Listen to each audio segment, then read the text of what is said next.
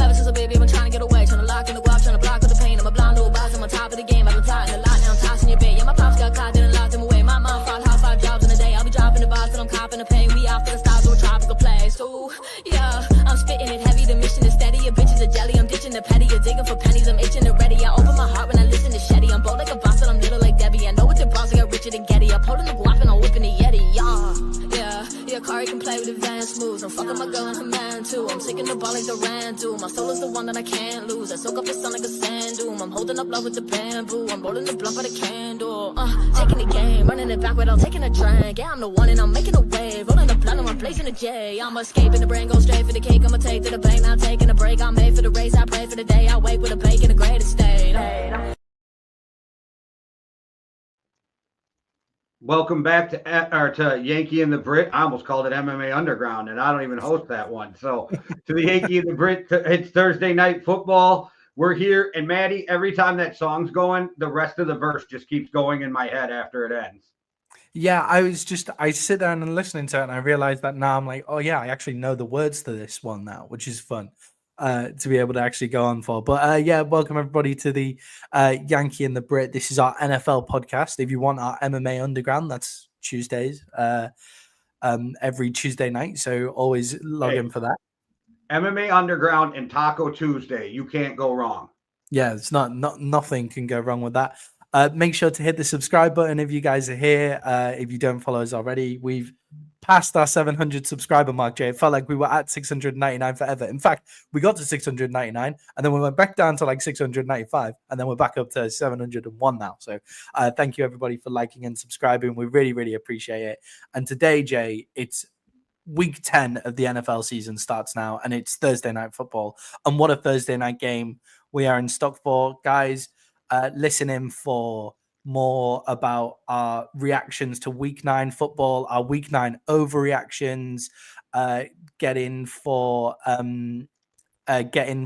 look ahead to our best bets and our previews for the Thursday night football and the Munich game. We've got loads to get through today. And Jay, let's start with the trade deadline, which was the other day. Jay, who's the biggest winner of the trade deadline? Who made the best trade this season? So we're talking just during the season, or are we talking right at the trade deadline? Because I think D-Hop was the biggest move, but that wasn't right at the trade deadline. Yeah, I'm happy with the whole season. And I like D-Hop. I think that we'll talk about the Chiefs game as we get into our week 9 reactions, but I think D-Hop looks like a really good addition. It kind of smacked to me of when I can't remember, the Eagles bringing in Julio Jones when it first happened. And I was like, oh, that didn't really work out as well as what we thought it might. But D-Hop was still really great for the Titans, actually, when you actually look back through what he was doing. So, Jay, why do you think that D-Hop was such a great move?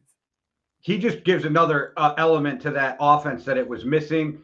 Sure-handed guy. You got 2 big-bodied, sure-handed receivers. I know Kelsey's a tight end, but you know what I mean. Red zone targets, and D-Hop can still run a little bit. I was kind of shocked. Watching him in Tennessee, I thought he seemed a little slower than he is now. So it must just be me remembering wrong. You know what I mean? Yeah, maybe when someone plays in Tennessee at the moment, they just look a bit slower because they're wearing the Tennessee Titan colors. So you don't think they can be particularly that good. It's actually like the Tennessee Titans defense, right? Which is sneakily the best in the league, it turns out, or one of the best in the league, very sneakily, because they're not looking great on the other side of the ball. But yeah, I think D-Hop has a great red zone threat for them as well. I think he's just an awesome and Hollywood Brown's supposed to come back this year, I believe. So that'll be so it's Rashee Rice, Xavier Worthy, D-Hop, Hollywood Brown. Like, they're going from no wide receivers at the start of last season to an excellent and young wide receiver core with some veterans in there to make sure in big games they're coming through. And they're really working him into the system there as well, with 8 catches, I think, last week as well. That trade that me and the Canadian made for Chase Brown and D-Hop, and then George Pickens and Jonathan Taylor coming the other way, weirdly looks semi-even at the moment. Like, I don't think it'll continue to look that even, But it looks quite good at the moment because Chase Brown also went off for the Bengals this week. Well, and then for the Chiefs, they're also getting Pacheco back, and Kareem Hunt's been doing a great job. Now, Kareem Hunt's not as fast as he used to be, and you No. can see that, but that dude always falls forward at a minimum for 3 yards. Yeah, he rushed for another 100 yards in that game as well, off I think about 12 carries, which was really, really impressive. So that Chiefs team is really building to something, and we say they're building to something. They're going for the three-peat, so they're building from something as well. It sounds ridiculous. They're the only undefeated team left, and they're going for the three-peat, but they're somehow still building up. It's really infuriating to watch, to be perfectly honest. But I actually like when people say they're like the Patriots. I totally disagree. I actually like the way that they play football, and I like the way that they go about the game. My 1B in the trades, too, would be Lattimore going to Washington. Yeah, so actually moving on to my best pick, I would pick Lattimore going to Washington. I think that's the biggest move of the trades personally. It's we have identified something that may stop going to the Super Bowl, and this is the way that we're going to try and fix it with he's a cornerback that actually changes life in Washington now, because you can get Jermaine St. Juste, who isn't a number one cornerback. He shouldn't be a number one cornerback anywhere in the league, but he's a decent second, right? Like he's a decent second. When you're able to cover with a press man coverage like Lattimore can do, then that frees up your defensive line to start making some bigger plays as well. So I think he's only 28. Sorry, say that again. I was just saying he's only 28. Yeah, exactly. I thought that Lattimore was older. When I saw that they gave up a third and a fourth for him, I was thinking, oh, maybe that's a bit rich. It's a third, a fourth, and a pick swap for like the 6th round and the 7th round pick swap or something like that. I was like, oh, a third and a fourth, that's quite a big giveaway for a guy as old as Lattimore. And then I saw he's only 28. And they got that third for the Dotson trade, and then they have 9 picks. So it was a good time for them to move. Yeah. Yeah, exactly.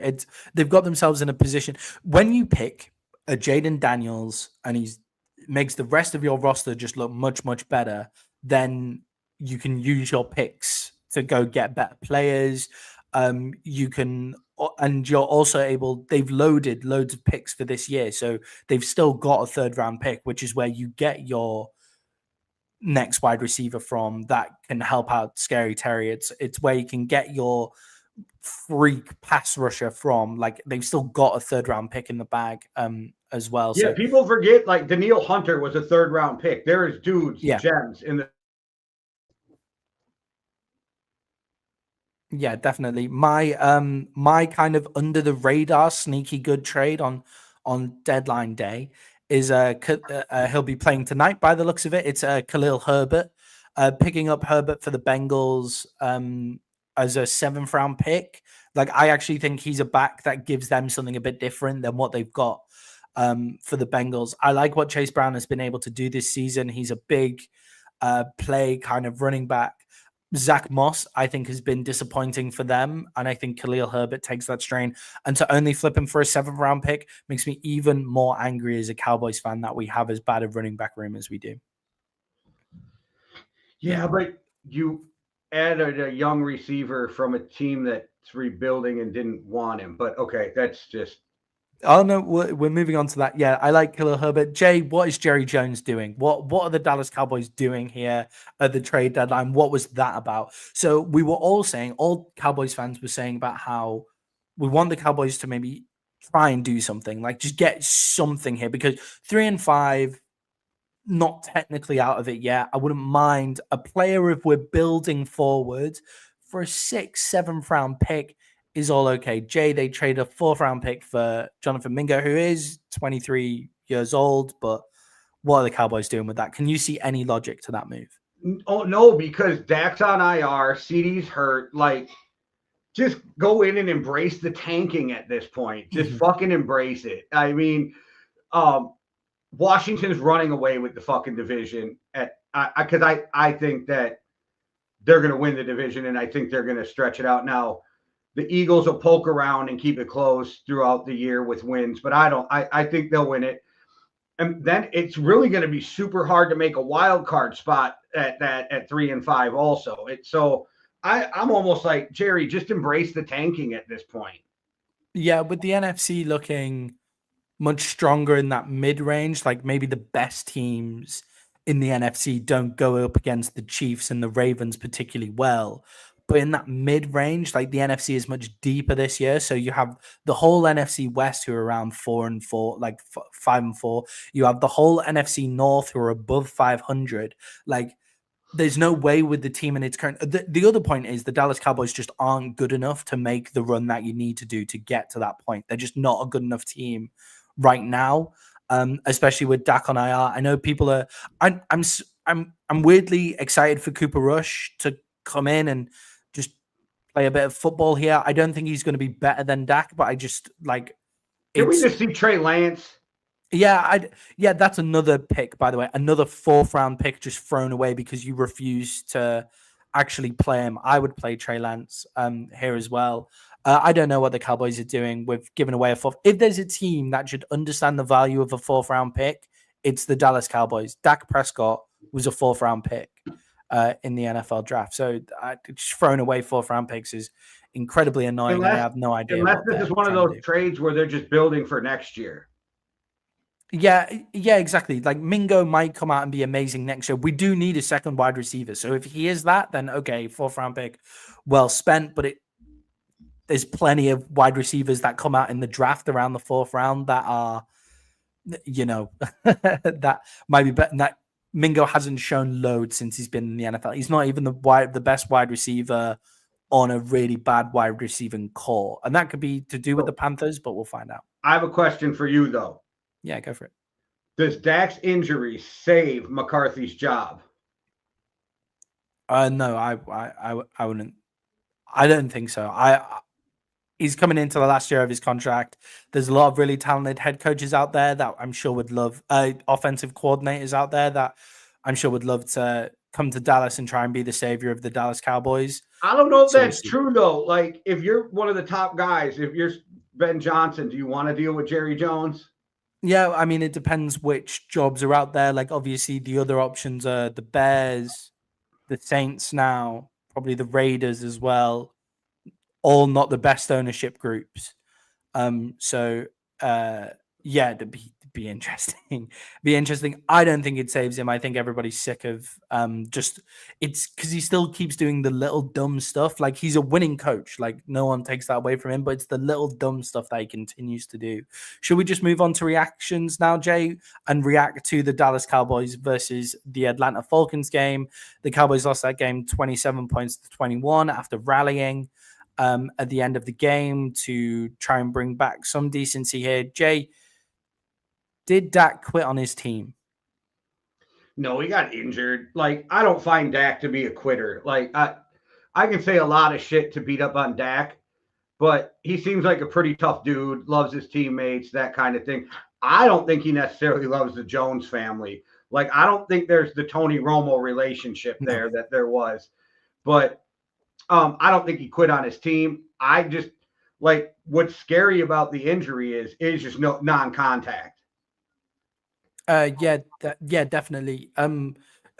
For a bit of context to that question, guys, Jerry Jones came out on the podcast in Dallas, the radio station in Dallas. He's just determined to keep on destroying the team by going on this radio show, and said that Dak quit on his team last week. I think that's crazy. I think it was very clearly a hamstring, and any professional sports player will tell you that hamstrings take 4 to 5 weeks to heal up properly. And I've seen Look at Justin Jefferson last year. What did he miss? 7 games? Yeah, hamstrings, like just once a hamstring goes, like that's 8 weeks, 7 games, I think is what he was out with the bye. I think he was out 8 weeks. Yeah, I've seen some really, really fucking stupid takes by old meathead NFL players, that like, we played in the 80s and we just ran through the pain. And it's like, right, cool. You probably shortened your career by a long, long time by doing that. Tapping out and quitting on your team, we saw.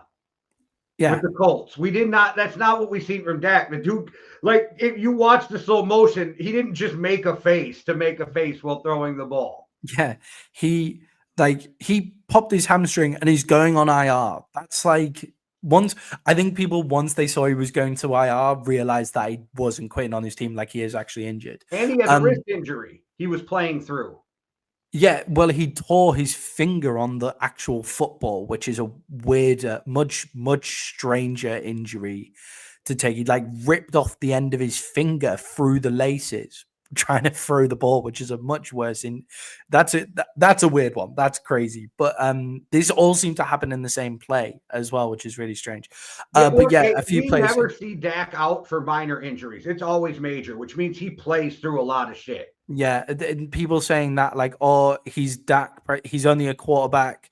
Like other quarterbacks have come back from hamstrings, and yeah, Dak probably would have played through that hamstring if it was the NFC Championship game to get through to the Super Bowl, and we weren't getting absolutely annihilated. Like that game was 27-21, but it shouldn't have been that close. Like, and for me, that's not quitting on your team. That's going, I'm not going to just tear my hamstring here. Like in a losing cause. That makes no sense to me.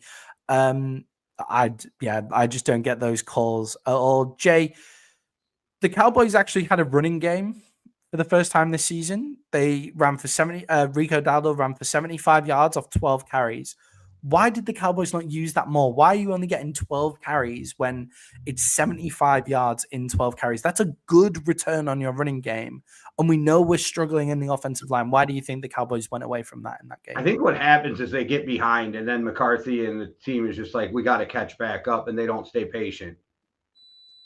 Yeah, I think they're one of the worst teams at staying patient in the league from my experience watching them. They seem to go straight to, oh shit, we're behind. We need to just throw the ball and throw the ball and throw the ball. McCarthy's offense isn't based on actual gains on runs.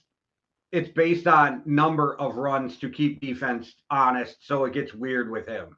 Yeah, I really don't understand why they went away from that, Jay. And the final question on that game is, I thought the Falcons looked really good in that game. I think they are really missing a pass rush is something that was clearly evident in that game. It's why the Cowboys kind of had a little bit of stuff going there. More drop catches by Cowboys wide receivers on Dak Prescott, pinpoint throws as well. Really important to mention.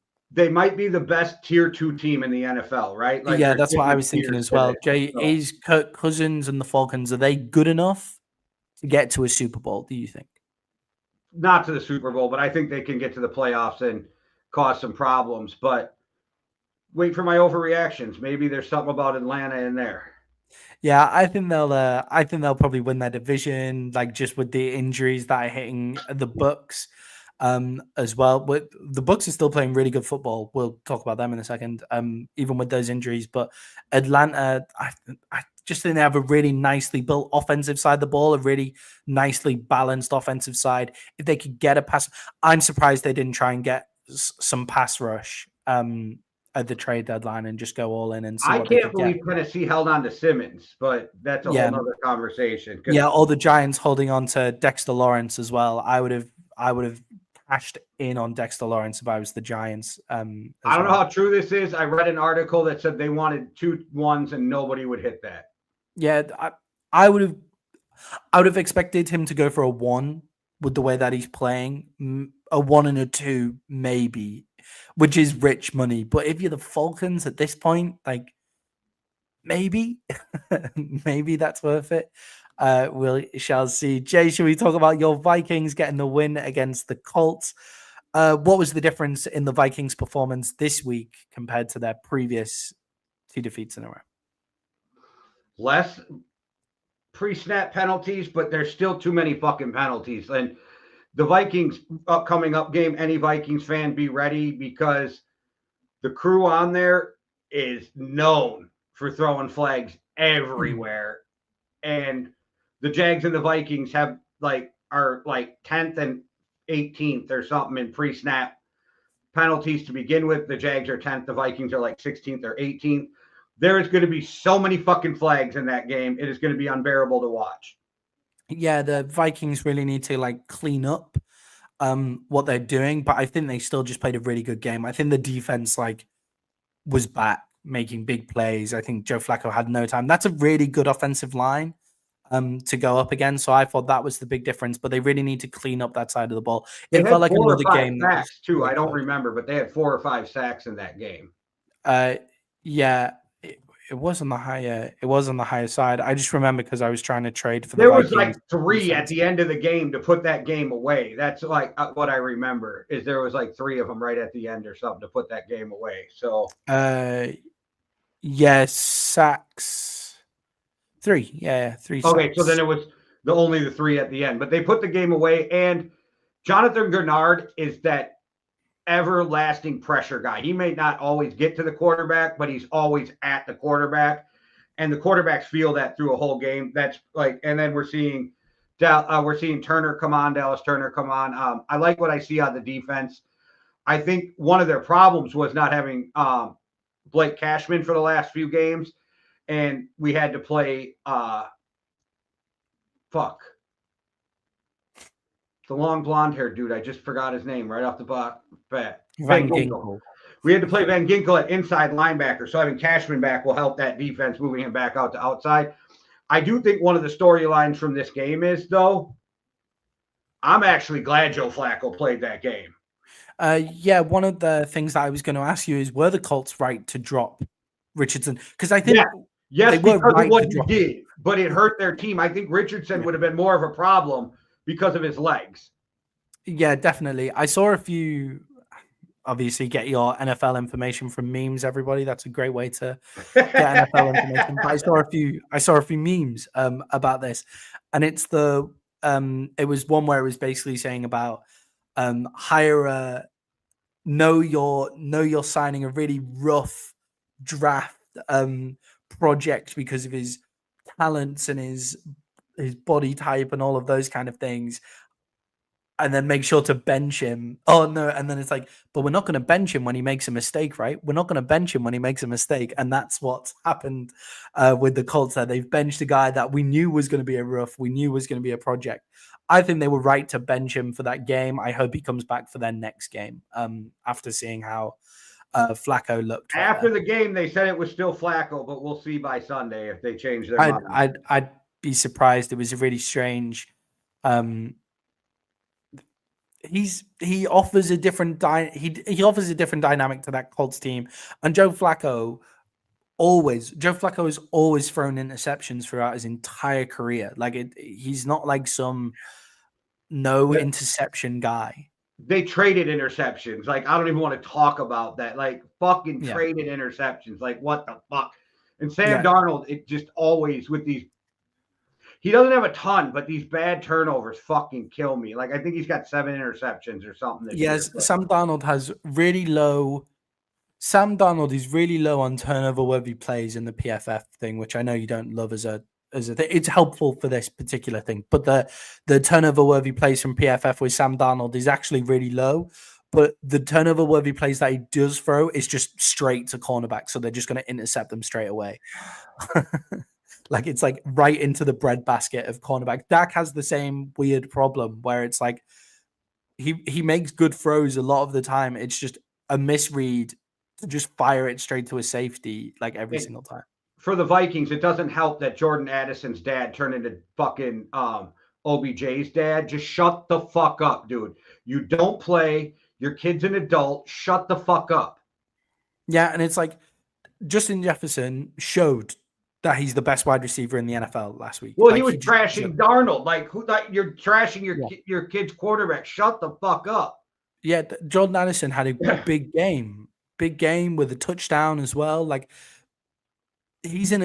Jordan Addison is in a fantastic position here where he's in a really good wide receiving core, learning stuff from Justin Jefferson for his thing, and he's either going to get a big pay packet from the Vikings to stay on as the second wide receiver, or he's going to go be a number 1 wide receiver somewhere else with a big pay packet because of the one-on-ones that he's going to get due to having Justin Jefferson on the field. I love his talent, but I'm starting to get to the point where all the other shit is starting to make me go, you need to shut the fuck up, or let's just keep him for 1 more year and then trade him.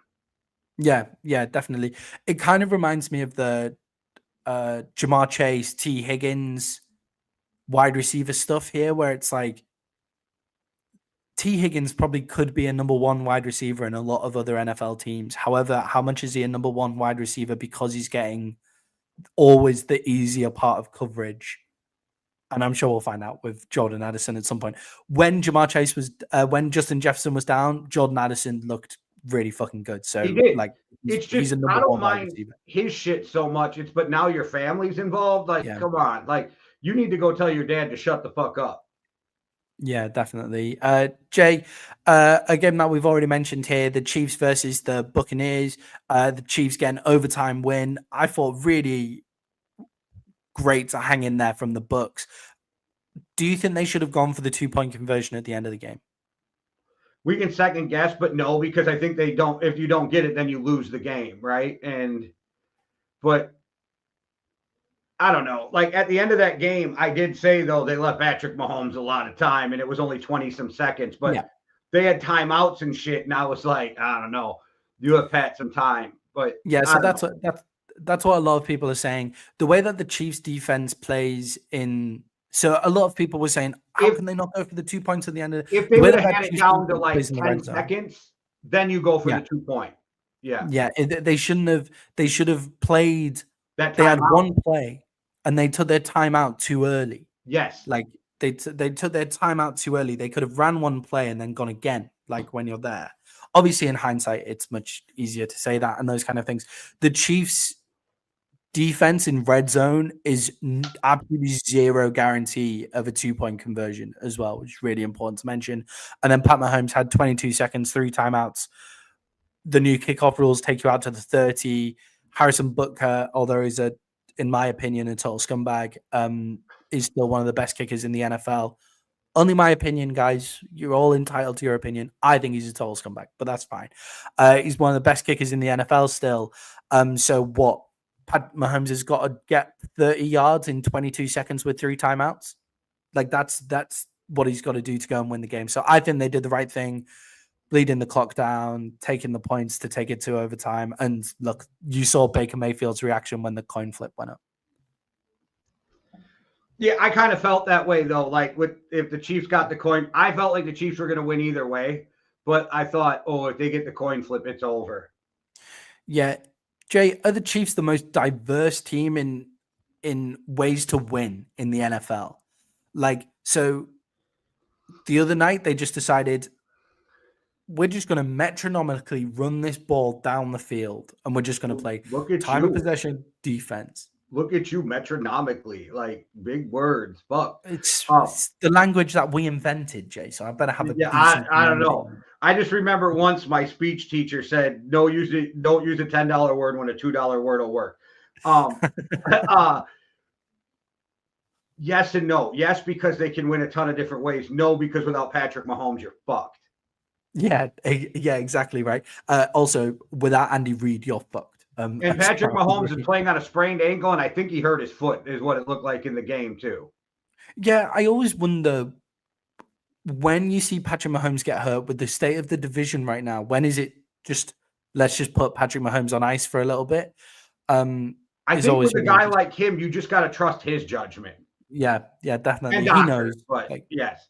Yeah, he knows. And the thing is with Patrick Mahomes, he has so many different ways that he can play a football game as well. So he's actually a really mobile quarterback, and I think that gets missed quite a lot, like his 10-yard scrambles and stuff like that. But he can just put that away and beat you from the pocket as well. He has no problem letting the run game beat you, which is what happened the other night with Kareem Hunt going for 102 yards. But he now has D-Hop as a red zone threat. They have the deep ball. Also, Xavier Worthy is like an obvious track star, but like learn to catch. Like at this point, well, like, that backwards catch where he didn't get his feet in. I'm like, yeah, it's just like you've got the pace, man. We understand now. Just like hands, just stand in front of the jug machine for the next like 3, 4, 5 months, man. Like just keep going. Try to catch some circus catches, all of that kind of stuff. But yeah, they just have a ridiculous team. I think they can dissect teams in multiple different ways, which will help them going forward. Jay, another team that I think has the opportunity to beat up teams in a few different ways are the Detroit Lions, and the Detroit Lions beat the Green Bay Packers. Jay, I thought this was actually the Lions' most impressive game of their season so far in those conditions, and it wasn't this close. A garbage time touchdown from the Packers. Jay, is the Lions step up in defensive production enough to take them to the Super Bowl? I mean, they're good enough to go to the Super Bowl. What I think, and I've been saying this from the beginning, is going to happen is I think Dan Campbell's going to make a bad decision in the playoffs that cost them. Yeah, I've been thinking about our harshness towards Dan Campbell, and I've just been looking through it, and I'm like, yeah, he has changed culture in Detroit, right? Like he was the right man for the job when he came in, which is what we've said the whole time. But he proved to us last season he makes dumb decisions in big moments. Like he proved that to us. So I don't think we are being too harsh in saying We that Dan watched him Campbell do it will. repeatedly. Like, Yeah, sorry, Dan go ahead. Campbell is the reason. Dan Campbell is the reason why they are now much better than they were when he was first hired. But he is also the reason why I think they won't go over the top. I also think the Lions' defensive coordinator, whose name escapes me right now, has really taken a step up this year. With Aiden Hutchinson missing, I can see that you're trying to work it out as well. I can't remember his name at all.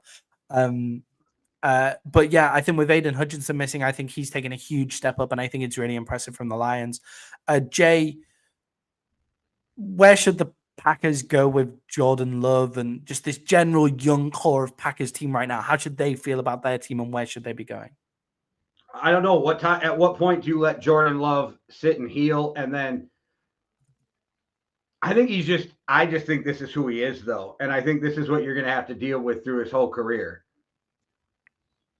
Yeah, I think with Jordan Love, defensive coordinator for the Detroit Lions is Aaron Glenn, by the way. Aaron Glenn, yes. Remember the name. One of the best. Like, he's doing a really good job. I thought his first name was Glenn just now when I was trying. I'm like, that's not right. And then I was. Yeah, I was at Glenn Moore, and I was like, I know Glenn's in there somewhere, and I know Glenn Moore is someone, but I don't know who he is now either.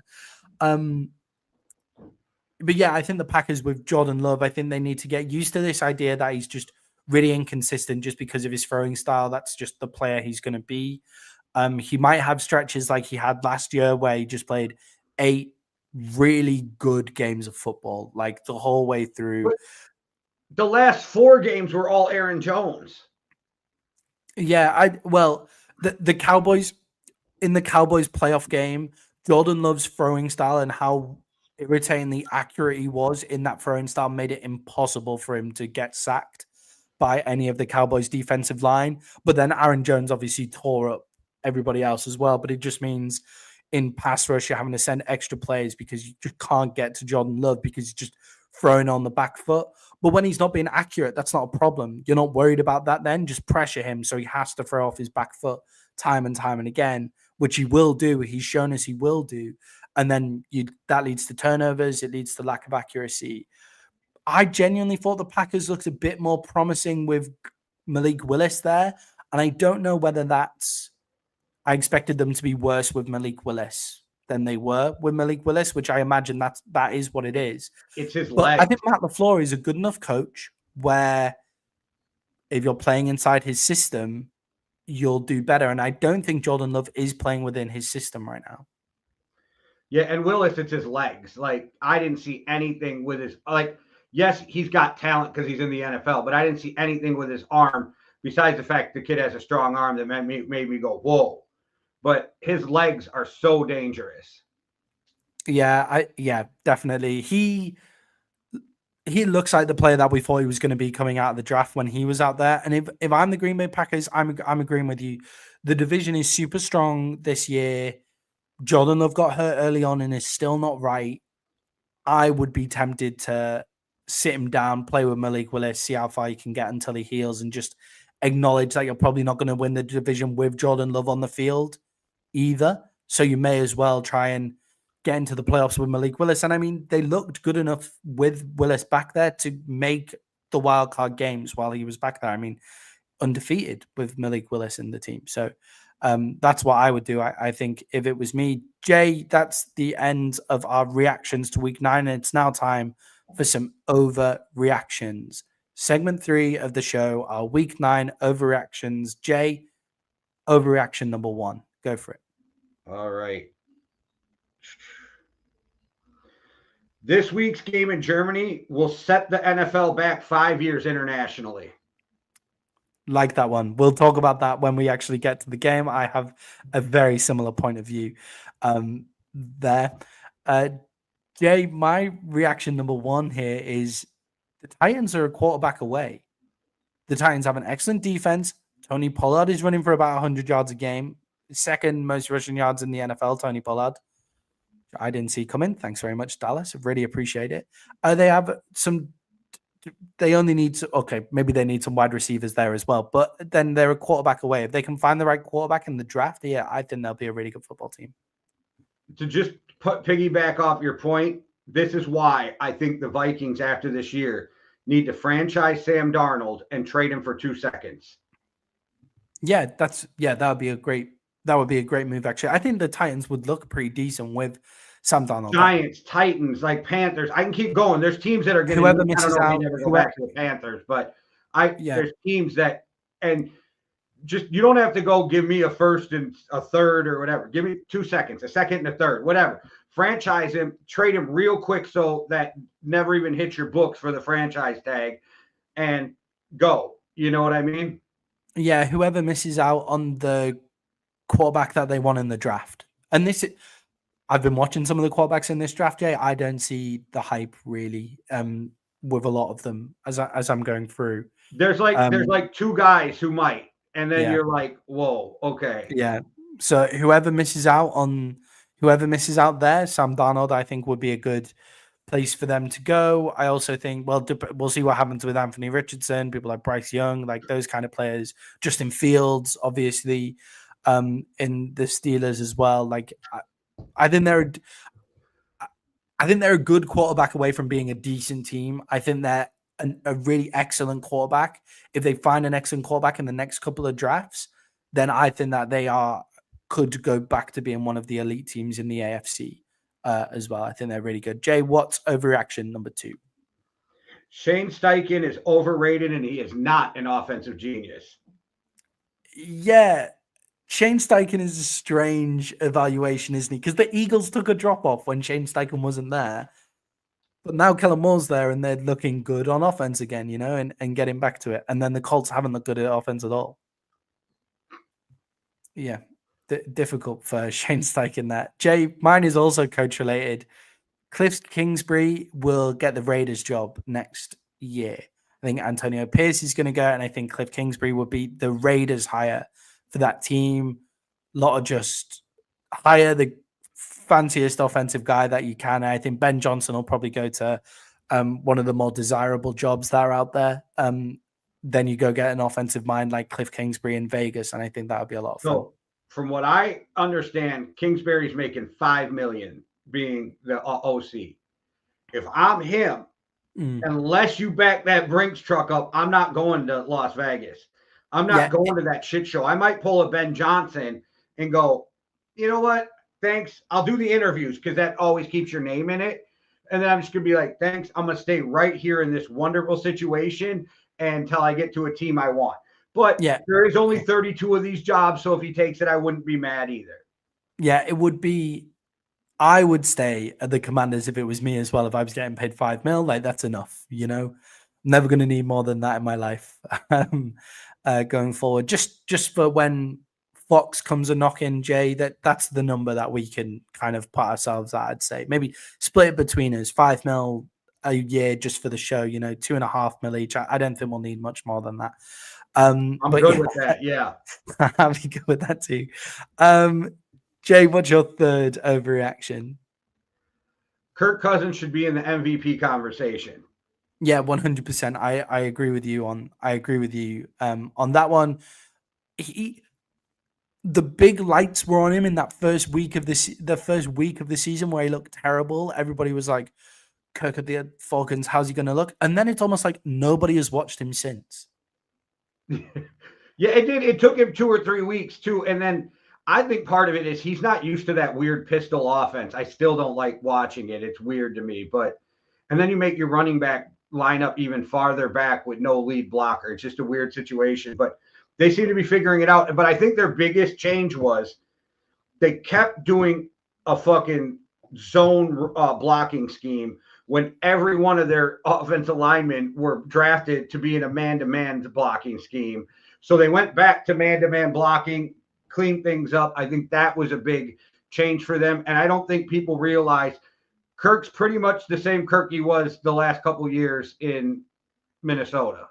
Yeah, for me, the biggest play that demonstrated Kirk Cousins and why he should be in the MVP conversation is where, and this was infuriating to watch as a Cowboys fan, Trayvon Diggs gets totally lost in where he's meant to be in coverage, which, why aren't we calling a timeout at that point? Like, you can see instantly that this is going to be a busted coverage, but Trayvon Diggs gets lost on who he's meant to be covering pre-snap, and Kirk just goes, hurry up, and just throws the ball there straight away, like without even thinking about it. Pre-snap, seeing that Diggs is out of position, knows where to put the ball and where that route's going to be instantly. And like, I know all good quarterbacks do that, but it seems like Kirk does that more than other people that we see. Guys like Aaron Rodgers do it really successfully all the time. Jared Goff has started to do it as well, where you know that the touchdown is there before the snap even happens.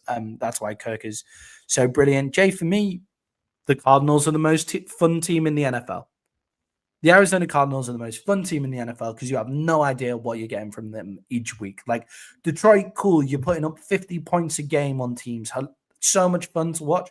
The Cardinals just keep you on tenterhooks the entire time. That whole game that they played against the Bears, they won 29 points to 8. I was still thinking, when are the Cardinals going to implode throughout that whole game? Like, it still somehow managed to feel close, even though they played an amazing game. So the Cardinals are the most fun team in the NFL. Then they're brilliant. My sweetheart team. All right. So, Jay, moving on to segment 4 now, and that's Rookie QB Watch. We're leaving GMJ for Sunday because we've had to talk free agency moves. So we'll put GMJ in on Sunday now because that's my favorite segment. So I'll make sure it happens this week. I don't even remember what days we do them. Since you took the over the run, I'm like, yeah, let's go. I just got to get this, and make sure I watch all the games. Okay, so segment 4 is Rookie QB Watch. We're going to be talking about Drake May and Caleb Williams here.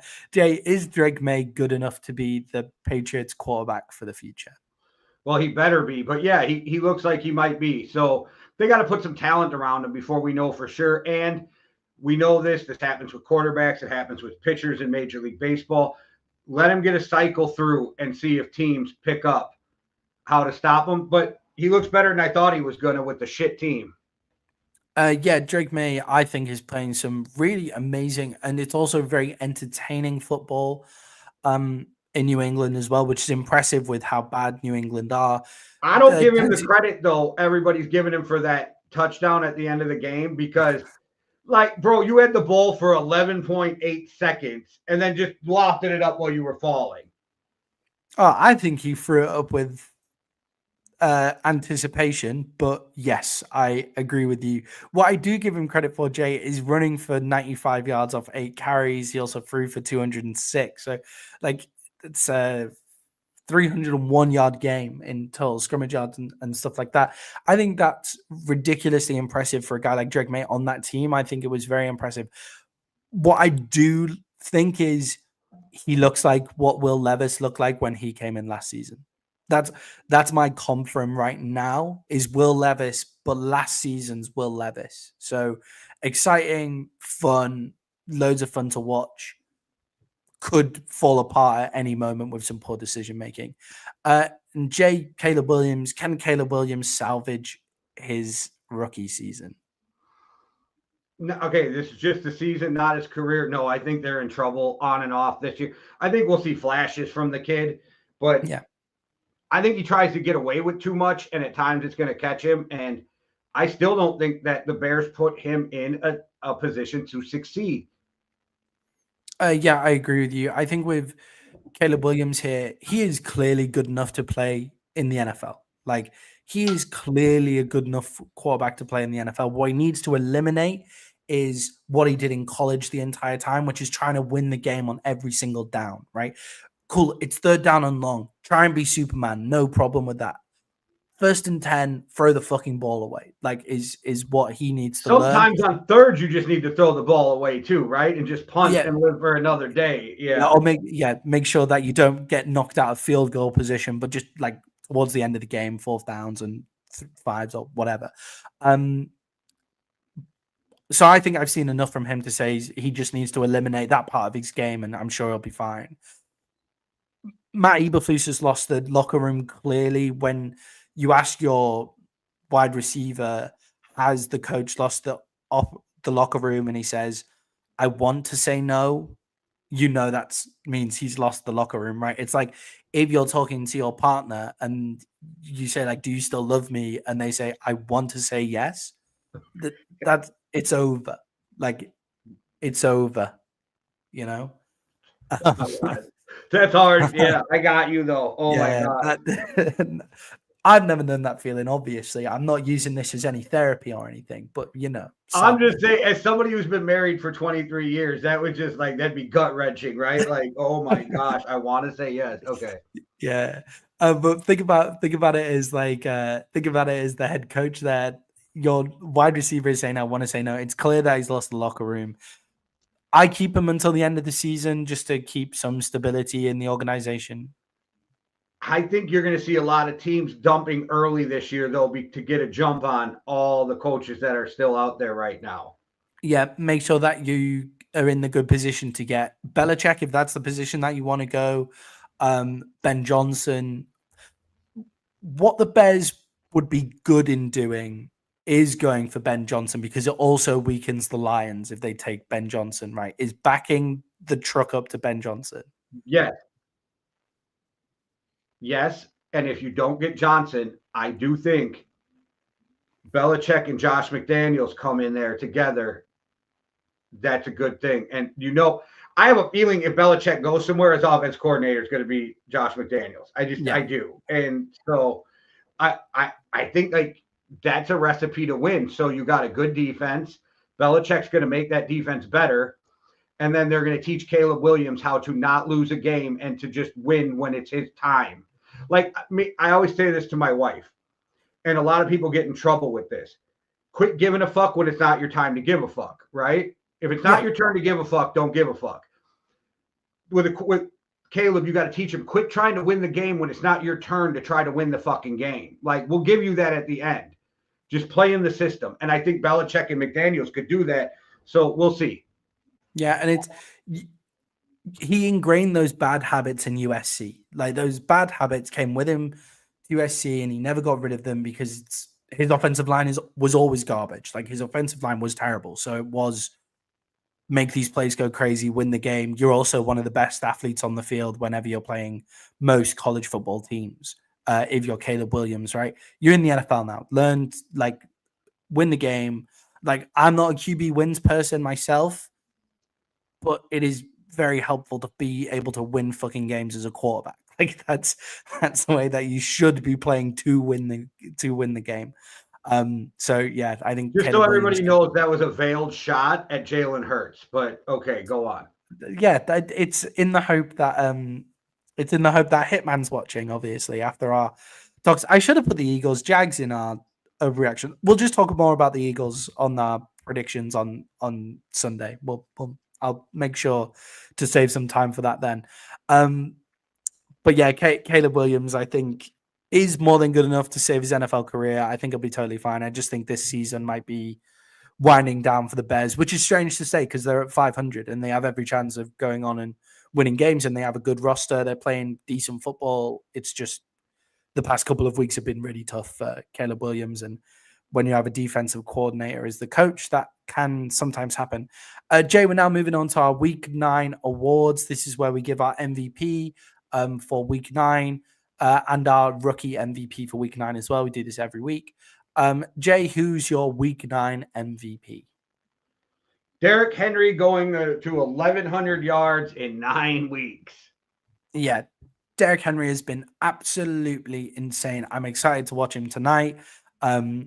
Stay tuned for more on Derrick Henry as we go on to talk about the Cincinnati Bengals versus the Ravens game. But he's been ridiculous this year, right? Like, absolutely insane. This is almost the best football we've seen of him in his career. And he's unlocked something in Lamar. Took Lamar's, not that Lamar wasn't MVP playing great, but it's a different Lamar too. It's a different style of football from Lamar where he almost had I have to win every play gene as well, which now he just really, really doesn't, which is going to be Well, big for them coming into the playoffs. and this is crazy, but it feels like to me, so the defense is out there. They're like, fuck, we got to tackle Derrick Henry. They snap the ball. It's a pass. It's like the defense is like, oh, good. They go out in coverage, and then they forget that Lamar can run. Yeah, and also once they remember that, they also then forget that Lamar has an incredibly accurate arm as well. It's impossible team to have to play. Jay, my week 9 MVP is Tony Pollard running for 102 yards in that Tennessee Titans team. I watched him. I've been checking his stats a lot. I feel like we haven't really spoken about him much. He is having a really, really good season in a really shit team. So props to Tony Pollard. Shame you're not a Dallas Cowboy anymore. Jay, who's your week 9 rookie MVP? It's always Jaden Daniels, so I try not to like get caught. But I will say Rome Odunze came out and showed me something, so he'll be my week 9 MVP. Yeah, again with a really really difficult situation for Rome Odunze, as well, just with what the Bears offense is kind of going through. He's also having to share snap counts with Keenan Allen and DJ Moore as well. It's not like what Malik Neighbors is having to do in for the Giants. It's not like what in the same game Marvin Harrison Jr. also had an awesome game in that game. But he's their number 1 wide receiver. Like, he's always going to get the picks. Rome Odunze deserves his shout out. Jay, this one pains me to say, but my rookie MVP of week 9 is an Eagle. It's Cooper DeJean. I thought he looked amazing. I thought he was flying around the pitch, looking absolutely awesome. I think he got 1 interception, was it? Maybe 2 interceptions for the Eagles. I thought it was incredible. And he really has the fundamentals down. Like, he's a really, really good player. Yeah, he looked good at Iowa. I thought when he came out in the draft, he was going to be a good player. He's just proving it. Also, with those Eagles, we'll talk about it more Sunday. But I'm not impressed until you can backwards jump over somebody. That's all I'm saying. Yeah, I know. That was going to be one of my overreactions of the week. The Saquon Barkley backwards hurdle is a more impressive athletic play than OBJ's one-handed catch against the Cowboys. It is. Yeah, it just is. And he could have literally, like, not literally, but he could have fucking died on that play too. If somebody jumps when he's going up, he could have got fucked up. But he does a spin move, gives the stanky leg, then fucking spins around, jumps over to it back. It was wild. Ridiculous. Saquon Barkley is just sometimes ridiculous, but also ridiculous. Cooper DeJean, week 9, rookie MVP from me. Great play. I'm just trying to find ways to not give it to Jaden Daniels now, as well. Like you, yeah, because you can't. Like, you could just be like Jaden Daniels, move on. But like, just Jaden Daniels, move on. I suppose if you base on a week-to-week basis, maybe he didn't have his strongest week this week, but he still looked pretty fucking good. So, yeah. Jay, that's week 9 in the books. Sorted. We're past halfway through the season now. We're moving on to week 10 of the NFL season. It's Thursday Night Football tonight. It's the Ravens are 6-point favorites against the Cincinnati Bengals. Jay, we've already kind of touched on it. Can you think of a better backfield than Lamar Jackson, and Derrick Henry in NFL history? Warwick Dunn and Mike Allstott. Yeah, there's not a lot there. No, I had to go back. Like, I had to go back, but that is in your bag.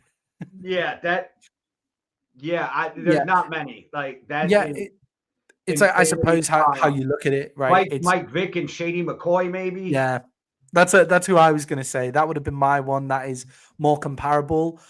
I think Lamar Jackson is a better version of Michael Vick, and I think that Derrick Henry is a better running back than Shady McCoy. I may have recency bias just because of how long I've been watching the NFL compared to how long you've been watching the NFL and things like that. So Lamar's getting better at, like, with his accuracy now. He wasn't so Vic back then, but I don't want to say that Shady was better than Henry, but Shady could do more than Derrick Henry. So in his prime, but Derrick Henry's his prime has lasted way longer than the 4, maybe 5 years Shady McCoy had.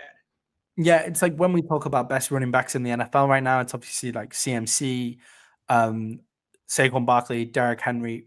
Saquon Barkley and CMC can do more than Derrick Henry, but what Derrick Henry does is kind of unstoppable at points. So, would you rather do one thing really, really well or do lots of things also really, really well, I guess, if you're CMC and Saquon Barkley. But Derrick Henry is just fucking unstoppable.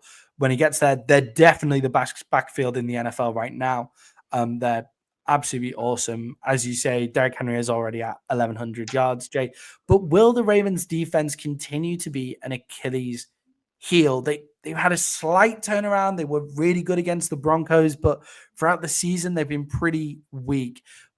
Do you think the Ravens defense can put up enough to get them to that Super Bowl, get them past the Chiefs?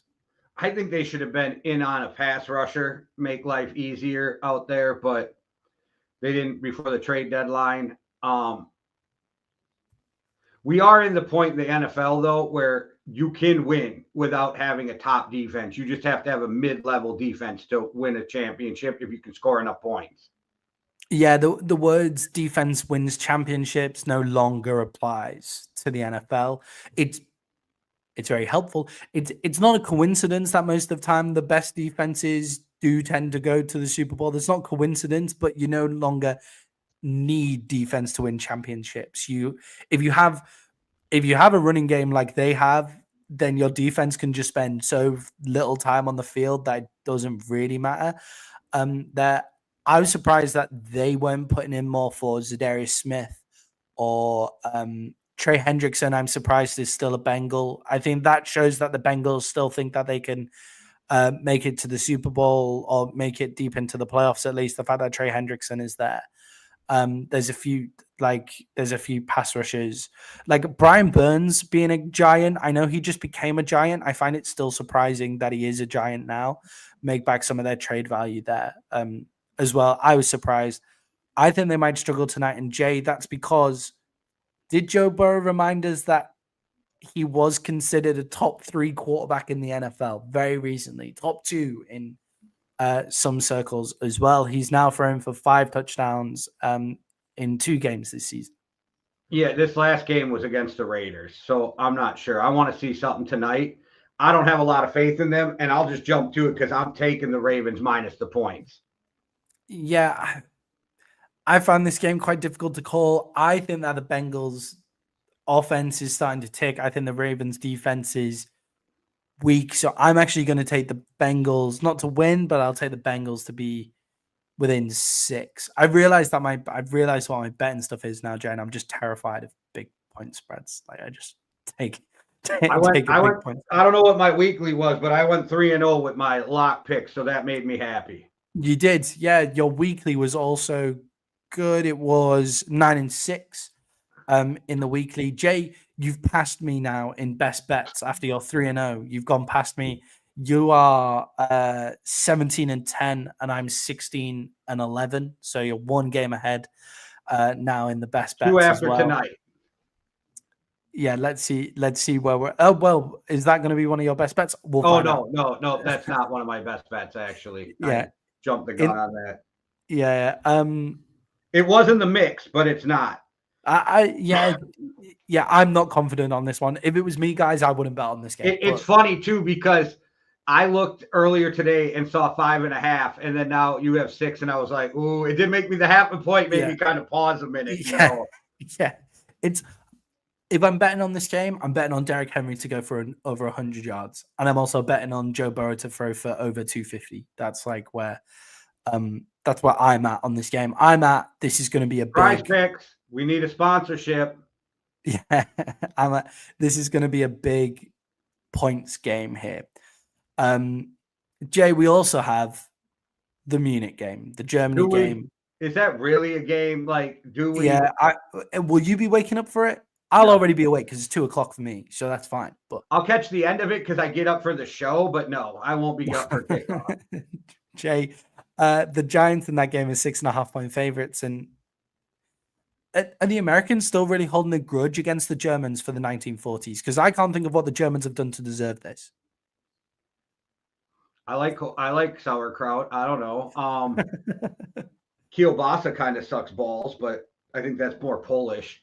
Yeah, yeah, that's definitely more Polish kielbasa. But Jay, I agree with your statement in the overreactions that this could set the NFL back 5 years in terms of growing the international game. London's quite used to getting shitty games because the Jags have been playing there for so long, but we have 4 games a year now. This is Munich's only game. And they've been electric when they've been in Munich every single game. So why do you think the What NFL? thinking at the beginning of the year, you knew this wasn't going to be a good matchup. Yeah, I don't understand what they're thinking at all. Like if they would have put the Jets there against somebody else, and then you were like, "Oh, the Jets had like Aaron Rodgers, and it didn't go the way they expect." You're like, "Okay, I get it," but like you knew these two teams were going to be shit. You'd have the Jets 49ers, and it ends up being a bad game. Nobody's mad at you. Yeah, or if you have like, there's other teams as well that garner huge support. So like the Giants are a team that have huge support, so people won't be too mad about that, but they don't get the biggest. So for instance, if you put the Bears there and it turned out to be a shit game, well, the Bears just have a huge fan base everywhere. So that's totally fine. Or the Cowboys don't really play games overseas, which I think is really ridiculously quite unfair on the rest of the league that the Cowboys only seem to play one game. The Packers have only played first year. Yeah, the Packers have only played one game there as well, but they're two teams that would get huge crowds even if they were shit, you know. But the Giants and the Panthers, terrible game, going to be absolutely awful. But we better analyze it anyway. Jay, who has the worst QB situation? Bryce Young being benched, not looking great. You traded up to go get him. Daniel Jones, big contract, also not looking great. They're both ass, so I guess I would say the Panthers because they gave up so much to move up. And when you look back, they literally gave up Caleb Williams to go get Bryce Young, and that's turned out that way. But I think they're both in a horrible quarterback situation. I guess you could argue the Giants because they're the one paying $40 million to an ass quarterback. But I think because of what you gave up. Yeah, I think they're still paying the Bears. One more pick, yeah. Gave up as well. There's another pick in the draft this year. Bryce Young, I thought, played really well last week. So I think if we can see more of that level, so like they did get a win again, albeit against the Saints, and now the Saints, basically their entire coaching staff has been fired. Dennis Allen's gone as well. So you can take it or leave it. Dennis Allen has been fired twice in mid-season. Both times Derek Carr was his quarterback. Oh, actually, I never thought of that. Actually, that is brutal. That is horrid. But yeah, I'd rather take the Panthers QB situation here. At least you've still got him on a rookie contract. He has shown a few bits of potential here. Maybe if you coach him up, you actually have something. And I think he still actually has some trade value. No one's going to be taking Daniel Jones. Like, Daniel Jones will not be an NFL quarterback. Well, he might be a backup. So Daniel Jones, I think, is good enough to be a backup quarterback. I think he shows enough. He has enough athletic ability to raise the base. But yeah, I'm not sure here. Jay, should the Giants have been bigger sellers at the trade deadline? Like, the Giants didn't give anyone away at the trade deadline. No, and this is why. I did think yes at first, and I literally thought about this last week. No, because I think they got enough parts to be a decent team with a good quarterback, right? So I think that you keep your pieces you got, you add to it, you go get your quarterback, be it in the draft, be it Sam Darnold, whatever, and then you move from there. But because I think they put some good pieces. Like we talked Dexter Lawrence, they got Neighbors, they got some dudes that can. Now they do have a first-round pick from 2 years ago sitting the bench because he can't make the offensive line. But no, I don't think they blow it up yet because I think that they're a quarterback away from being a mid-level team.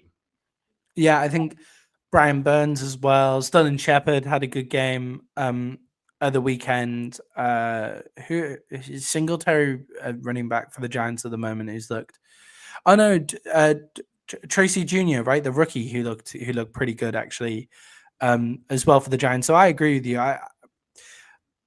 I would have seen how much I could have got for Dexter Lawrence or Brian Burns and those guys, just because I think they're positions that you can draft quite well to replace, get the money off the cap, those kind of things. But I wouldn't have been going out, not like other teams where you're giving up, you're only taking 5th, 6th, 7th round picks just to get them off your books. As well, like the Bears getting rid of Herbert, for example, for a 7th round pick. I wouldn't have been doing that. Jay, is Brian Daboll getting sacked at the end of this season? Is this his last season as an NFL coach for the New I York would Giants? fire him. I don't know. Mara seemed to stick with coaches way too long, but I would have to say yes. Yeah, I'm not sure whether I would fire him. I feel like the GM should definitely be getting fired. But then it's very difficult to then hire a GM if you're not going to let him hire his own coach and those kind of things as well. So I think it's difficult. It's a tough market, New York as well. And yeah, the Giants are in disarray. The Panthers are in disarray. This is going to be a shit game. Jay, it's 6.5 points to the Giants. Who have you got? I'm going to take the points. Give me the Panthers. I don't know. I'm just going to take the points because I have no idea who's going to win this shit show of a toilet bowl game. So I'm betting on the points. Yeah, 6.5 seems like a lot to me for this standard of game. Like the Giants' defense is actually sneakily good, so maybe that can get something done. But the Panthers showed some life last week. They got a divisional win. 6.5 is a lot for me as well. I'm going to take the Panthers in this one. I think, yeah, if it's 6.5 point difference in this game, it probably means we got a higher scoring game than we thought we were going to get. Right, looking at the and way a garbage time touchdown could kill that point spread. So that's another thing, So yeah, it's difficult game to call. 6.5 is a lot. The fact that the Giants are a bigger favorite against the Panthers than the Ravens are against the Bengals, I find quite funny. I'm kind of banking on the Giants being up by like 9, 10, 14 at the end of the game. And the Panthers, with 5 minutes left, they let them drive down the field, score a touchdown, and then they end the game that way. That's kind of what I'm looking at.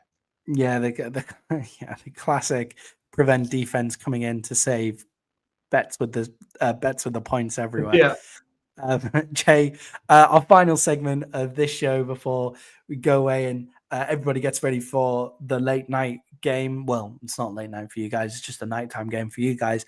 Is segment 6? It's our week 10 best bets. Jay, these are going really well. If you remember earlier in the show, I gave our record breakdown. I'm 16-11, Jay's 17-10. That's money, like for us. 54% is all you need.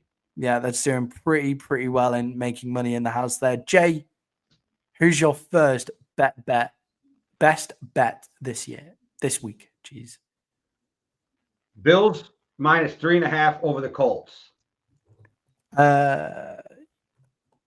Yeah, I've actually got the Bills as well, as my bet of the week as well. I was surprised that the point spread was so low on this one. I had to go through and check some injury reports and stuff like that. I did the same thing. Yeah, I think the Bills are all of a sudden, having gone from, in my opinion, the most overrated team in the NFL for the past 2-3 seasons, and now the most clinically underrated team in the NFL for this season. I think it's been crazy. Josh Allen's playing some of the best football of his career. Yeah, and the Colts look bad.